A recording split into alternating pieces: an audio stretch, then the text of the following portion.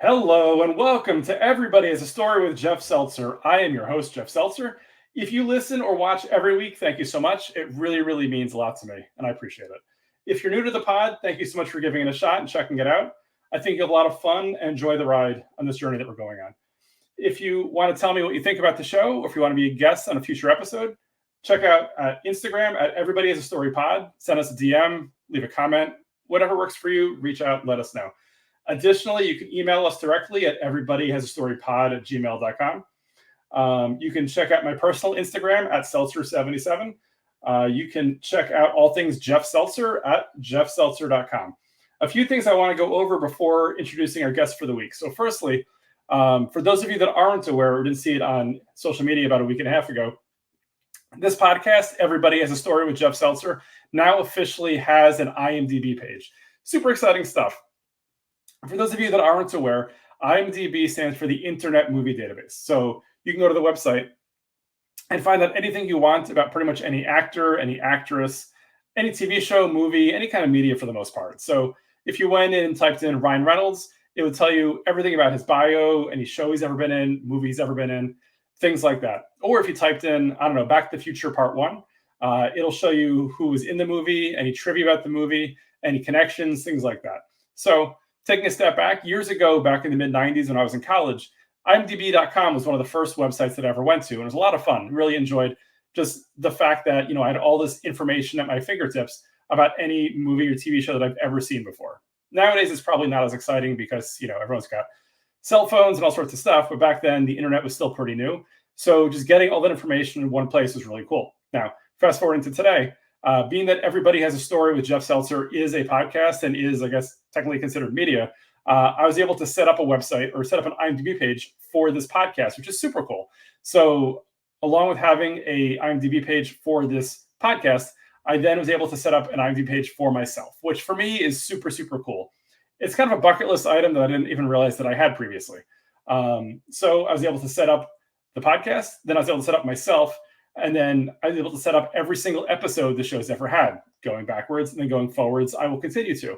Cool thing about that, anybody who's on this show or on this podcast will by default get their own IMDb page as well.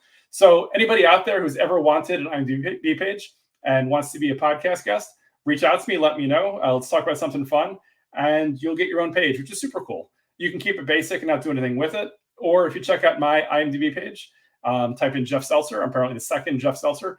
You'll see pictures of me. You'll see a link to my website. You'll see another podcast that I was on, the Major World Order, that I was on back in April. Some random trivia, also some cool stuff that I started adding in there. So try not to be too silly adding stuff to my page, but it's just fun to have. Really cool to check out. Wanted to mention, for those of you that aren't aware, this podcast is on pretty much all podcast platforms. We are on video and audio, both on Spotify, also on Apple, iHeartRadio, Amazon, Pandora, Good Pods, pretty much anywhere you can find a podcast. We are on all major podcast platforms. Please continue to like, follow, leave reviews. It's been a few weeks since we've gotten any good reviews. So please leave a review for the podcast at any of these locations. I'd love to read them. I'd love to read them on the show. Give you a shout out if you want. I'll get you some stickers as well if that helps out as well. That leads me to my guest for this week. So those of you that probably read the description of this podcast, the topic is Halloween Horror Nights. Now, a little fun games with numbers, I guess, here. So for those of you that are also aware, based on the description, this is episode 12 of the podcast. I've now been to Halloween Horror Nights 12 separate years. And the first year that I ever went to Halloween Horror Nights, or HHN, was 2012. So a lot of 12s there, which is just really, really random. Anyhow, with that said, I'm going to introduce my guest for this week, Jon Germain, who is not quite the expert that I am in Halloween Horror Nights, but he's gone to now as many as 2 different years of Halloween Horror Nights. Jon, welcome to the show. Thank you so much for having me. Of course, of course. So real quick, before we get into Jon and Halloween Horror Nights, first of all, for those of you that aren't aware, all the graphics and images and a lot of the stuff that you'll see on the screen here, if you watch the video or that I use via social media, was created by Jon. Jon's a very talented graphic designer, artist, communication, stuff like that. So firstly, Jon, thank you for all the work that you've done for the show. Really, really appreciate it. Happy to help. It came out awesome, and it looks great every week. Absolutely. It gives me a smile every time I see it, either on a hat that I'm wearing right now or on, social media, or even on IMDb now, where you've got your logo just up there. It's really, really cool. So thank you again, John. Yeah, of course. Perfect. So, John, with that said, I wanted to give you a brief opportunity to introduce yourself, to let us know who is John. Yeah, so I live in New Jersey. I am married, 15 years. I have three amazing kids. And I have been friends with you for, gosh, maybe 7, 8 years now. About Uh, that.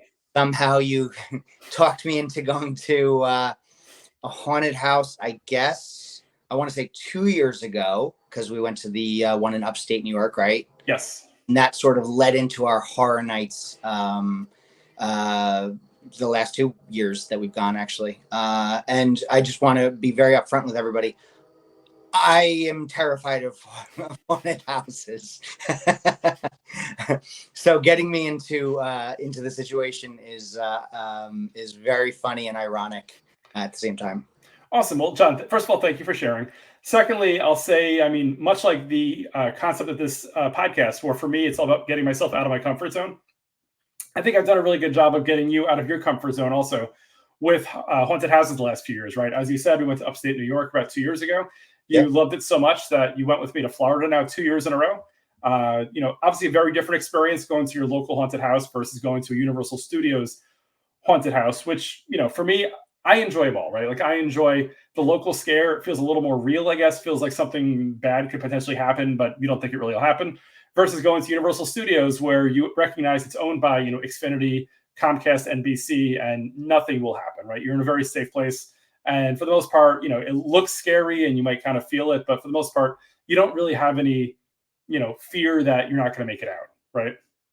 I mean, let's be honest. The one that we've gone to 2 years in a row in upstate New York is in the middle of a cornfield. So yes, it feels like it happens. It is very creepy. Yes. And yes, it's not owned by major conglomerates, so I could see something very bad happening. In fact, Yes. and yeah, it's super scary up there and super fun. And again, it was fun to delve into that. And I remember you telling me, over 2 years ago now, oh, this is great, but you one day you got to come with me to Halloween.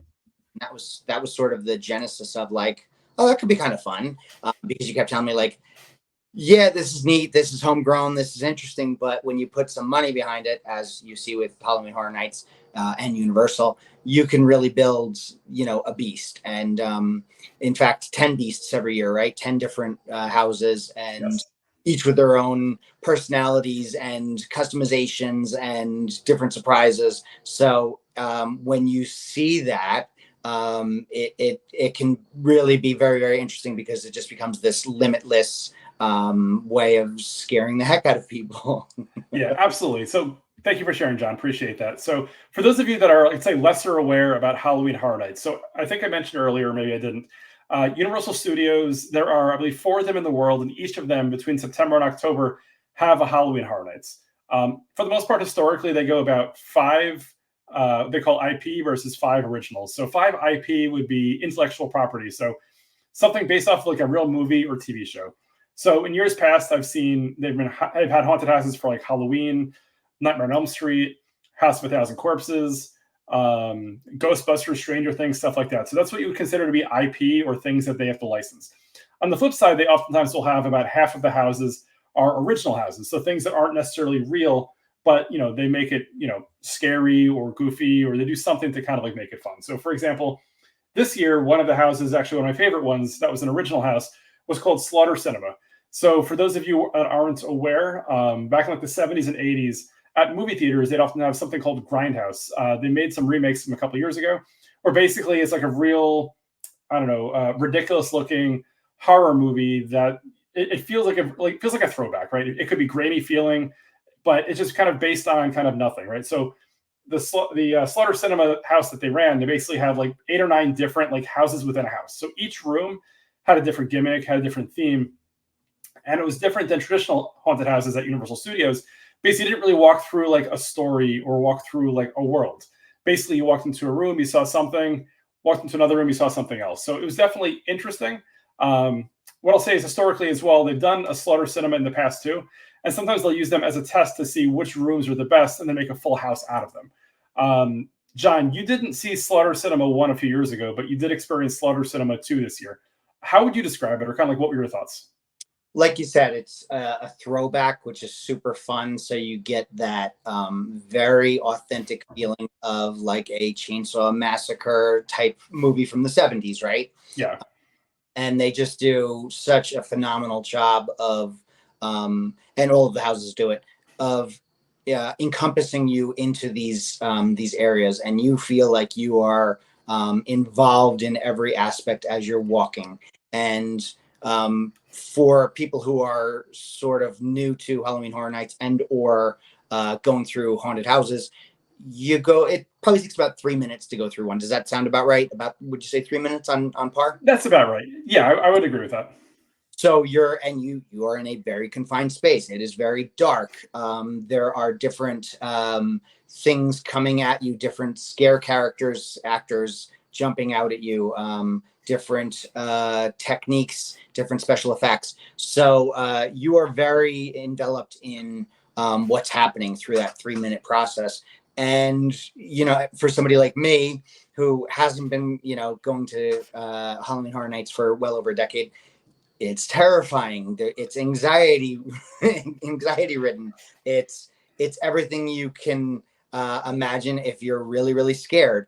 And again, I've never been one of those people who loves horror movies. I've certainly watched a lot more of them since I've been friends with you, and you've kind of given me different ones to look at, watch. And I'm a huge movie buff, so I'm always down for a great recommendation. But as you sort of delve deeper and deeper into these things, it's fun to be scared. Everybody loves to be scared a little bit. It's fun to watch, grown men and women crying to get out of these houses because they really do feel so authentic. So getting back to your initial point, yeah, you feel like you're in the middle of a Chainsaw Massacre-esque film with that particular house, and you're just through. Yeah, I was gonna say, it's funny you say that. So like for me, I mean, this is my 12th year that I went, and like at this point for me, it's kind of like I see things and I kind of laugh it off or I enjoy it or whatever, but I don't really have like a real fear to it. Now let's rewind back to 2012, 2013 when I first started going, and like for me, I was scared.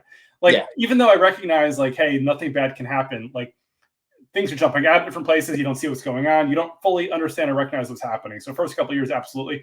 So much so that I think it was like the Silent Hill house that I went to like in either 12 or 13 or whenever that was. I remember walking through the house and legitimately the lady in front of me, somebody jumped out at her. She fell, banged her head on the ground, and they had to carry her out. What I will say though is the scare actor did not break character, went back to his spot and just did it again to somebody else. Like for me, I was like, what is this? Like, what have I walked into? They've seen everything at this point, especially throughout a season. So if you're a scare actor and you are doing, 50 to 60 days worth, and you've seen literally thousands of people, right? Coming through this. I'm sure they've seen everything, and you just go along with the program and go, all right, that was crazy. Next person coming up, I got to scare them. Yeah, I mean, just to add that, I mean, for the record, the scare actors can't touch you and don't come too close to you. It's just one of those things where some people, who are, let's say, novices or new to the haunted houses, they don't know how to react, right? And they're scared, obviously. So something in the dark with weird noises jumps out at you, you jump, she probably slips and just banged her head or something. I mean, it's obviously not a great situation. Natural human reaction. Absolutely is. I mean, if you don't have that kind of reaction or that kind of instinct, you're probably, there could be something wrong with you, which makes me think maybe there's something wrong with me at this point. I'm not sure. But what I'll say is this too. So, first few years, definitely super scared the entire time I walked through it. I think what's helped me also through the years is something that Halloween Horror Nights also offers that you can buy as a separate thing that John and I did last year is something called Unmasking the Horror Tour. So at Halloween Horror Nights, they have 10 houses, right? So you can walk through them at night. It's dark, it's scary, that kind of stuff. You can do, again, the Unmasking the Horror Tour during the day, where legitimately you have a tour guide that walks you through about half the houses with the lights on and no scare actors. Now, for me, it did a couple of things. You can kind of see the details of the houses, right? So at night when you're walking through and it's dark and you're scared, you're not necessarily picking up all the different things. Like lots of Easter eggs, the art is amazing, right? Some of these houses you walk through, like you really don't get a great chance to appreciate them at night. So like the Ghostbusters You're house. going quickly, so you a lot of the time you miss the detail, and the detail is phenomenal. Yeah, the Ghostbusters house, like in years past, the Stranger Things house, like things that like when you're walking through it, you don't see, but with the lights on, you see it, which is fantastic. Right. Number two, the tour guide for Unmasking the Horror does a great job of kind of giving you a little more background. So we did, and I'll get into it in a few minutes, something called an RIP tour, where a tour guide walks you to each house, gives you a little backstory, but you don't necessarily get the story through the house as you're seeing each detail. With the Unmasking the Horror tour, the tour guide is walking you room by room. You stop, you can take pictures in some of the houses, and they'll kind of talk you through, here's what's going on here, here's how they created that. This is similar to a previous house years ago, things like that. So they can kind of talk to stuff like that. Now, lastly, what I was going to say with the Unmasking the Horror tour, which I think is probably what desensitized me to these houses, is when you're walking through them with the light on during the day, you can see where the scare actors are going to jump out of, right? So you can kind of get a sense of what kinds of things they do, what kind of strategies they have, and kind of where they hide, things like that. So then when I do go through the house at night, I'm more aware of what's going to happen. I'm looking for certain things, certain clues. I know what doors or what types of places are going to hide behind. I've done Unmasking the Horror tours probably about 4 or 5 times. I know John and I did one last year. We didn't do it this year. What were your thoughts on the tour last year? And did you miss it or did you not miss it this year? Great question. I loved it last year because we did the RIP tour where we went through all 10 houses in a night, which again, if you ever have the opportunity, it's a couple extra bucks, but super fun, and you get to cut all the lines, which nothing better than that. Of course. Some of those lines can go 45 minutes, an hour, 2 hours, some of them 2 hours, especially as Jeff said, for some of the bigger IPs. I remember last year with The Last of Us, 2-hour lines, no problem. It was great. So if you do the RIP tour, you get to skip lines, which is always great, and you get to see all 10 houses in a single night within like a 4 to 5 hour period. Yep. Phenomenal, amazing, it's worth every dollar. I loved the Unmasking tour last year because we went through the RIP tour. I was scared to death, all 10 houses, every single one. Like couldn't believe how afraid I was. And then the next day we did it where they had the lights on, and you're like, oh, that's just plywood. Oh, those are just curtains. Oh, that's just lighting.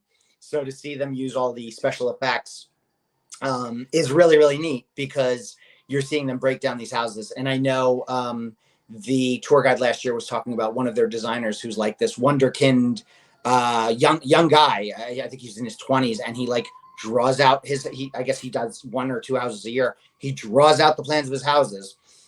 So to get to see how he did this, and he's like, I want somebody here to scare you. I want this to have this piece. I want this to have this piece, was really, really interesting because you're watching this very complex process, which and correct me if I'm wrong, Jeff, but the planning into these houses is almost about a year, right? Yeah, it's actually, of what I've read or heard, it could be over a year. So the way the season generally goes is Halloween Horror Nights opens up late August.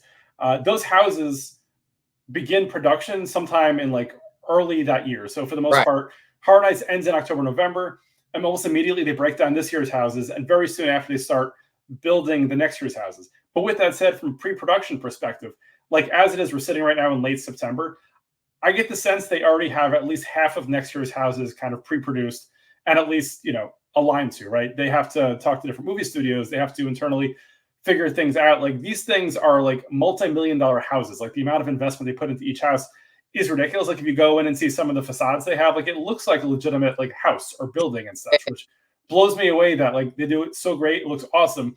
And come November, okay, great, let's knock it down now, It's crazy to think about it that way, because I remember last year with the Stranger Things house, you walk in and you're in the middle of a neighborhood, and you walk into that house as if it were a real house, and you're going through the house, and there's rooms that feel very similar to the way that if you watch Stranger Things, which I do with my daughter. Yes. So you're living it. You're again, I use that word, enveloped in it, because you just feel like you're right in the middle of it, and it feels so authentic. And even if you're not a horror fan, just to get that feeling of feeling like you're in a movie is pretty surreal and really, really neat. And again, with some of the less scary houses, I think this year we could agree the Ghostbusters house was more fun and goofy than terrifying. Whereas something like the Insidious house this year was a lot scarier and probably the scariest of all the houses. Right. So you're kind of working with those parallels, which is really interesting in my mind too. Like, it's not 100%, scare the heck out of you, 10 houses for, 30 straight minutes. It's, oh, this is really neat. This is cool. That's really funny. Oh, what an interesting way to do that. And then again, going back to, the Lights on tour, seeing, these, I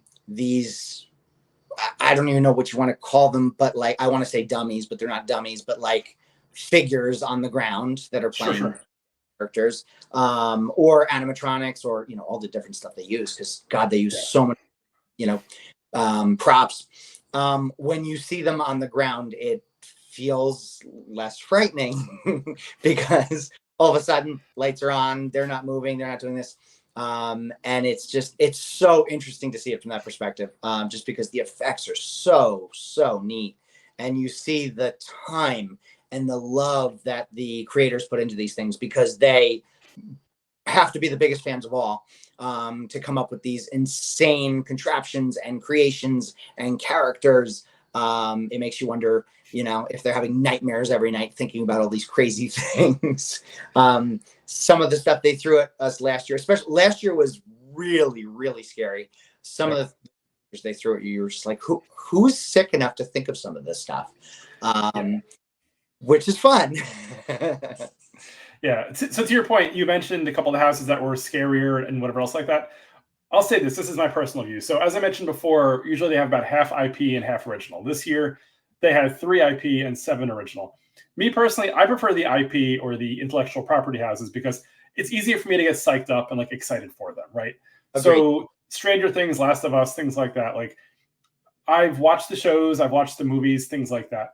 So I know what to expect. So I'm not spending half the house trying to kind of get myself into the mindset of what am I in. Yeah, but what's the theme? What am I looking for? Right.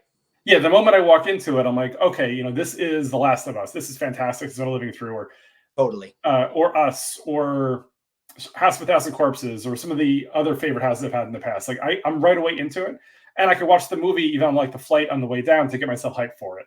Sure. Versus original houses years ago, from a history perspective. So years ago, when I first started going, they would have a video playing outside each house to kind of give you a little intro of what to expect. Again, this was actually an IP about like The Walking Dead back in like 2012. I hadn't started watching this TV show yet, but they had like huge screens showing like, what do you expect? What is The Walking Dead about? And that got me super hyped for the house before I walked into it. Walked into it, thought it was amazing, went home and binged like the first 2 seasons of The Walking Dead. On the flip side, the original house is like nowadays, you walk into it, you're trying to figure it out. There are some scary parts, but sometimes if you don't necessarily know the story, understand what you're walking into, it just doesn't necessarily, for me anyway, land the same way that an IP would hit. Sure.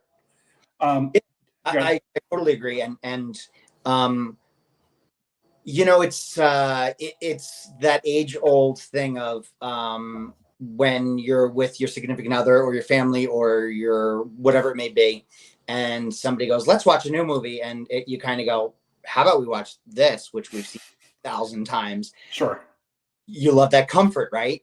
Everybody loves comfort. Yes, it's the risk when you watch a movie you haven't seen before, right? Like, I might not like that. I've had days where I with streaming, you've got so many different options. Totally. It was a few months ago. I put on, I think, 3 or 4 different movies in a day, and I didn't like any of them. So I eventually went to watch like Office Space or American Pie or something, movies that are classics that I've watched 100 times, And I think with that, you're going into a house and you go, I know all these characters. I know how all these people react and do. I know this room because I've seen this room. I know the theme of this. I know the ending of this. To sort of have those little footnotes is fun. It's almost like you're in on the spoiler, right? You kind of know what's going to go.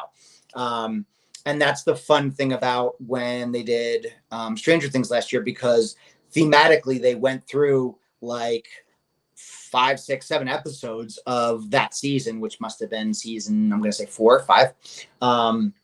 So you're watching that thematic process, which is really fun. And again, I've watched Stranger Things with my wife and daughter, so I was very familiar, which is great. I've watched The Last of Us with my wife, so I was so excited for that house. and to see them doing things that were from both the video game and the television show was really, really neat, because they, again, when you have a budget of that size, you can kind of do whatever the heck you want. So to get to watch them do that, it was really neat. I mean, they had, cop cars just laying with zombies walking all over them.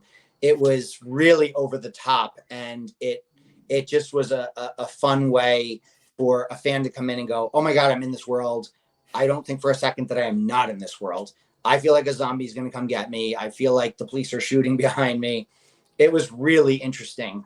And they really threw you in there. I'm trying to think of what the other IP was last year that I really loved. Do you remember, besides Stranger Things and The Last of Us? Chucky. That's right. They had Chucky. Was that part of the Blumhouse house, or was that something different? Which one? Was that part of the Blumhouse house? I don't remember, but Chucky was really good. It was really cool. So for those of you that aren't aware, so Chucky from Child's Play, which was a movie back in the 80s and 90s, and then more recently a TV series on USA Network. They had a house based on the recent TV series, and to John's point, you walk in the house and there are Chuckies everywhere, all size Chuckies, all looks of Chuckies. If you ever wanted to be afraid of a doll, like, this was the time to do it, because they were everywhere. Chuckies with knives, Chuckies hanging from the ceiling. It was pretty insane. The authentic nature of a doll running after you was felt immediately. And what was great was, I think the Chucky house was one of the Unmasking the Horror Tour houses that we went on during the day as well. So we got to see it at night, and then we got to go during the day with the lights on, and you see Chuckies everywhere. Like, as scary as it is at night in the dark, when you're actually looking straight ahead and you're seeing that you're surrounded by Chuckies, like, that was pretty freaky. It was great. And it just, again, I use the word over and over again when I explain these things. It was terrifying. You felt like in the middle of a bad Child's Play, Child's Play 7, and you're getting by this little guy, and he's going to just tear you to pieces. And, he's laughing at you and mocking you, and you're like, this feels very real. So one thing to add also, so as mentioned before, this year and last few years, they've had 10 different haunted houses. Additionally, Halloween Horror Nights has 5 what they call scare zones. So they have sections within the park that are themed to a certain movie, TV series, or original. So in years past, which was really cool, like years ago, they had 5 different scare zones, all themed after The Walking Dead, where basically all 5 scare zones, you walk in it, like, you feel like you're in a TV series. They've had scare zones for The Purge. They've had scare zones for lots of different things. This year, as always, they had 5 scare zones, but I'll say the one scare zone that jumped out the most to me was the Blumhouse scare zone. So for those of you that aren't aware, Blumhouse is a production studio that is somehow loosely associated with Universal Studios, which is obviously where this park is at. Blumhouse has been responsible for Freaky, Happy Death Day, the recent movie Megan, a bunch of stuff like that. So actually, Black Phone, which was in theaters a couple of years ago. And I think last year or 2 years ago, they had a Black Phone house, which was amazing. So this year they had a Blumhouse scare zone, which was a little less scary, but more photo op-y, which, as John will tell you, I love my selfie and I love my photo ops. Where I was able to get a photo with Megan. She looked just like Megan from the movie. A photo with the dude from Black Phone, which, again, obviously was not Ethan Hawke, but it was a guy in the Black Phone mask, which was crazy. Like, stuff like that. They had a guy from The Purge. Again, not real actors from the movie, but scare actors that look a lot like that. Definitely makes it a little more surreal at night, I guess, when it's dark and it's cloudy, or it's steamy, whatever else like that. You're walking through and you really can't see much, and all of a sudden a scare actor jumps out at you from the darkness. You flinch. I mean, as much as I don't usually jump or flinch in the houses, there were times where I was like walking through a scare zone talking to John, and all of a sudden out of nowhere someone comes out right in my face, and I definitely flinch. Like, it's legit. It's human nature. It's just a natural reflex, right? Of course. And yeah, so the scare zones are really fun. I thought this year was interesting and fun. I thought last year was really, really good. Yeah. It was based around like a music festival in the vein of Woodstock in like the 60s or 70s, let's say. Right. All of a sudden, there's a vampire outbreak at this music festival, and everybody's getting bitten and they're becoming vampires and they're coming for you. So again, you're just getting thrown into this thing, and every time you walk through the parks, you're just getting these vampires coming at you, and they're just hissing in your face. And it's really, really fun because you don't know when it's coming. You're in the dark, so you don't know sort of who is a scare actor and who's not, because people are dressed up in their outfits. And so it just could kind of come at you at any time. And when you do get scared and you kind of do that jump back, it's funny. When a friend does it, it's even funnier. So to get to be sort of in the mix and you're sort of the entertainment for them is super fun. Yeah. I loved it last year. I thought this year was just okay. I would agree. I would agree. I mean, this year, again, I thought Blumhouse Scare Zone was cool, but it wasn't like a scary scare zone. Like in years past, I've definitely seen much, much scarier. Blumhouse was cool from a photo op perspective. It was neat to see. The other four scare zones really didn't do, let's say, that much for me. Some of them you had to kind of like read up or try to figure out what they were. So like the gimmicks or kind of the actual scare zone wasn't as, let's say, self-explanatory as you'd like them to be. So again, it is what it is. They all can't be home runs, but for me, even in a bad year or let's say a less than average year for Halloween Horror Nights, scare zone houses, whatever, definitely still a lot of fun for me. Just getting away, experiencing it, living it, doing multiple nights, doing it different ways. It's just a fun couple nights out and just new experiences. And that's what it is, right? It's just going out, hanging out with your friends and doing, this thing that feels very theatrical and over the top and just enjoyable. And again, I always go back to, I don't know if I ever was in a quote unquote haunted house besides maybe the Haunted Mansion at Disney, which I would not count. It feels very, Halloween Horror is light. Because as I tell people this when they're like, wait, what did you do? And I go, I went to horror house, a haunted house, a set of them, 10 of them. Yeah. And they don't always get it at first. And I'm like, it's terrifying. And they're like, oh, can kids go? And I'm like, they shouldn't. It's like my daughter has asked me 2 years in a row. She goes, oh my God, I want to go to Universal. She's 13. I want to go to Universal again with you. And I'm like, you can't, because you'll be terrified. You'll be running out of these houses. You would not be able to handle it. If her 40-something-year-old father cannot handle it, nor can she. So she keeps begging me, and I'm just like, it's not appropriate. And you and I even saw like little kids there, not in the houses, but like walking around, and I was like, ugh, that feels like a lot for a little kid, just seeing these, zombies walking around. And what was this year's theme? Medieval people with knives in their heads and all this kind of crazy stuff, right? So going to, I had never really done haunted houses before, and now I am very much ingrained in it, and I think it's fun and I love it, and it's crazy. And I think maybe I'm a little less scared and jumpy than I used to be. This year I didn't jump nearly as much as last year, so maybe I'm just getting to be like you and becoming desensitized towards getting jumped out at. It's very possible. I mean, to your point, like for years I've been seeing, some parents bring little kids. For me, my kids are 16 and 14. When they were much younger is when I started going to this, and like I never even thought about bringing them, right? Like just seeing people pushing strollers with babies through the scare zones. Like I started thinking like, hey, is that going to cost therapy when the kid's older? I don't know. I guess different parents sort kids their own way. Who am I to judge? Kind of is what it is. All I can say is for me, I mean, not everyone's wired for or built for it, but if they're having a good time, their kids are having a good time, then, good for them. Very happy for them. Whereas when we were talking to our guide this year, I thought it was really interesting because he told me that when we were sort of taking a break between houses, I said, oh, do you get a lot of kids on these tours? Just because I had seen some kids in the scare zones and they were much younger than, 4, 5, 6. But I said, do you get, younger kids to come into the houses? And he's like, absolutely. There's kids that who are 9 who jump in there and they think it's the greatest thing ever.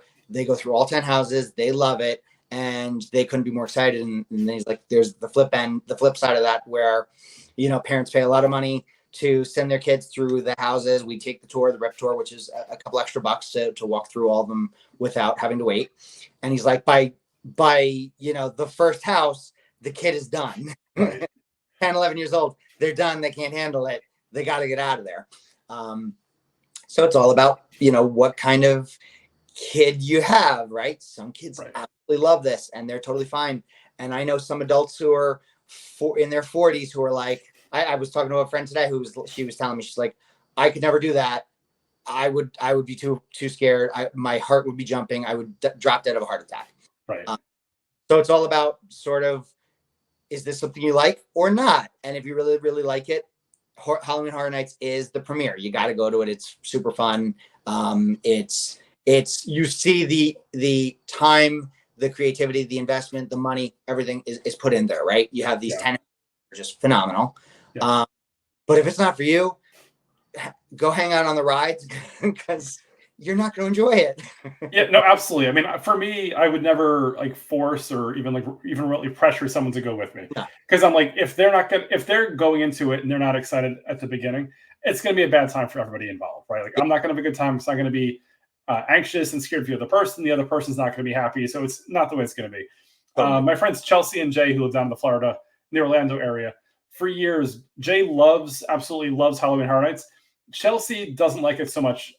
So what'll generally happen when they do go to the houses is he'll go to Halloween Horror Nights. Sometimes she'll go to Diagon Alley for Harry Potter or Islands of Adventure or something like that, just because she's not as into Halloween Horror Nights as he is. So again, it works for them. Super happy for them.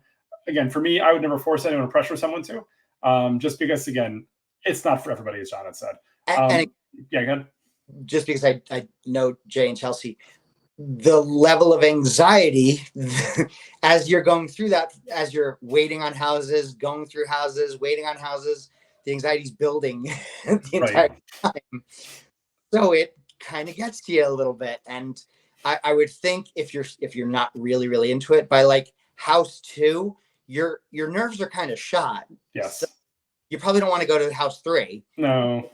Let alone house 10. So I totally get it. Yeah.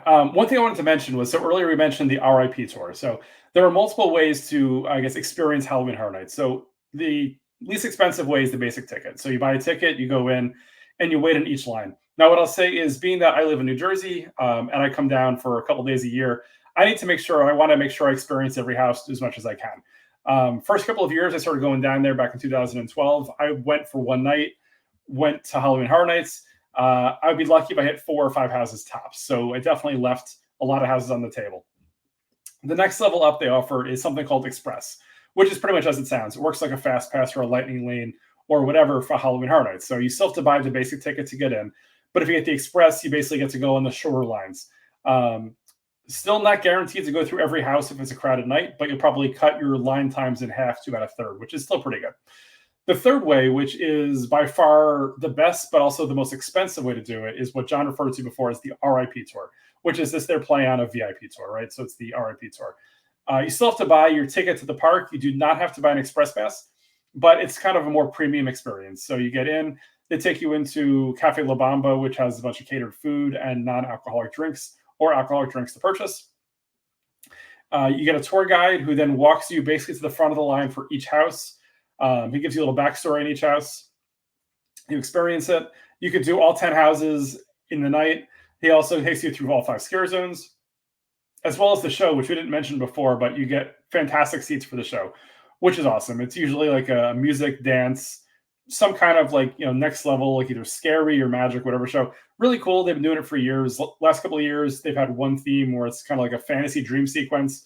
Before that was the Academy of Villains, which was awesome. It was a great dance troupe, which is no longer together for reasons.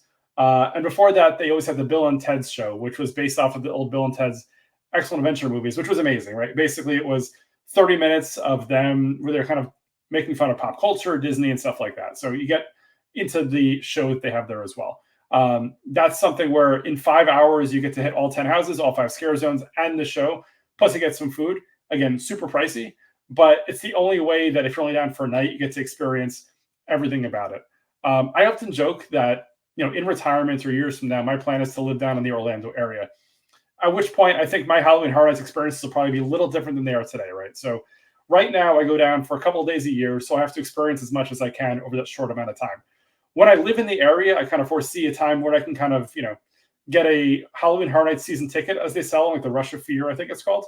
And if I want to go like to 2 houses a night or just kind of hang out with some friends, get a couple of drinks, that's cool because I don't have to experience everything all at once versus now I do. And that way, over the course of the 2 months for the full season, I do everything. If there's houses I like, I hit them more. If there's a house I don't like, I don't go back again. but it's a very different way experience. It's more of a hang as opposed to a get through every house, experience whatever I can. And The other to that is there's a lot of walking. True. You're going through a lot of houses, and it's a ton of walking. And if you're doing several nights in a row, it gets to be a lot, right? Yeah. So as we get older, you and I definitely think this year we felt it a little bit in our backs and our legs as we were just trying to get through every house. It's a lot. That being said, totally worth it. And again, why I'm such a big fan of the RIP tour. Again, it's pricey, but worth every dime just because you are getting to see things so quickly and you're not waiting on these lines for a really, really long time.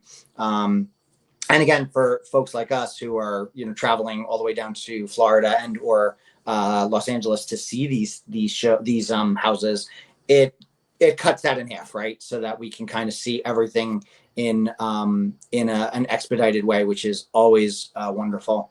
But yeah, going back to it, holy cow, lots of walking just because you're going through so many different houses and walking around the park multiple times. It's a heck of a lot.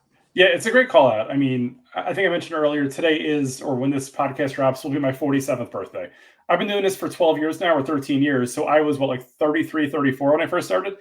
Halloween Horror Nights definitely hits differently at 46, 47 than it did in my early 30s. I'm sure. Taking 25, 30,000 steps, over the course of 6 hours, years ago, obviously wasn't pleasant, but was a little easier physically. At this point, I mean, you saw, by the end of the nights, we were holding our lower backs. We were, having some Advil cocktails, stuff like that. It was definitely experience that was kind of tough to come back from.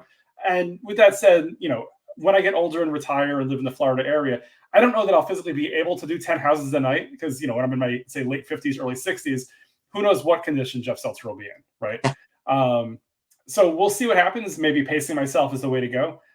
So all we can do is plan ahead, hope for the best, and experience it as we need to, as we adapt and evolve, right? Yeah, absolutely. And that's what it's all about. And I was so proud of you this year because I know last year we went really hard in just 3 days where we did the tour, we did the RIP tour and then we did the Lights On tour and then we did a couple of houses, ad hoc. And this year when you were done. And I was shocked because you went, I got it. We did it. I got to see all of them. And you were like, I'm tired. I want to go home. I'm a crusty old man in my late 40s at this point, I guess. I mean, that's part of it also. But I mean, I would say to add to that, and I'll probably talk about it in a future pod as well, was part of the trip was Universal Halloween Horror Nights, but we also did a lot of Disney World during the week as well. So I recognize it's, figuratively a marathon, not a sprint. And I wanted to make sure that we still felt good and felt healthy the rest of the week. So I was like, you know what? We did all the houses. We did all I wanted to. We could probably use some sleep. I think I'm okay. So I'm, kind of learning what my limits are and kind of how to adapt and adjust to it. And that's a good thing, right? Because as you said, as we get older and our backs hurt and our legs stuff, we can't just keep going and going and going until we, drop. It's not fun, right? So to be paced and to be able to do what we want when we feel like doing it, that makes it all the more fun. There's no reason to torture ourselves. Yeah, again, I mean, I have my Apple Watch on at all times. I do an average about 8,000 steps a day on an average day. Again, we were doing 20 to 30,000 steps a day, right? That's a huge ask of your body when your body's kind of like, dude, you're not eating well, you're not drinking well, and you're also, tripling your steps. Like, what are we doing here? Like, what is going on? So, I'm trying to make sure that I understand that I want to experience everything.